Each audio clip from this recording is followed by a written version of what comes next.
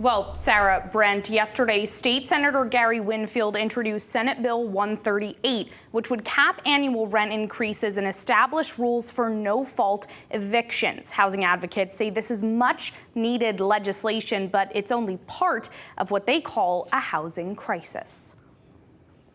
Some folks are having to live in cars because of these rent increases. The Connecticut Fair Housing Center says in the last 2 years, rents across the state are up 20% on average, and the state is seeing a record high number of evictions. It's an issue that people are experiencing. It's a real issue in Connecticut. Senator Winfield submitted a bill to the General Assembly Thursday to cap annual rent increases at just 2.5% and ban no-cause evictions, something housing advocates are pushing for. This is what tenants are fighting for. This really meets what we're looking for. And now we just have to win it. Currently, there is no cap on annual price hikes, and existing state law only protects residents 62 and older from no-fault evictions. Winfield hopes to change that. You don't wake up and find out you have nowhere to live, basically. These things seem pretty reasonable, and I think it's a conversation the General Assembly should be engaged in. This conversation taking place at the federal level, too.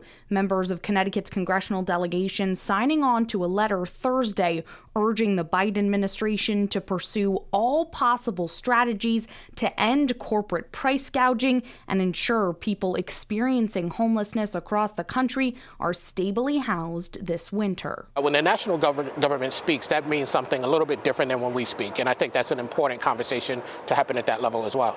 Housing advocates excited for the legislative process ahead, but say this new state bill is only part of the bigger conversation. Rent caps are one policy that get us closer to our goal of housing for all. It won't get us all the way there, but it is a big step in the right direction.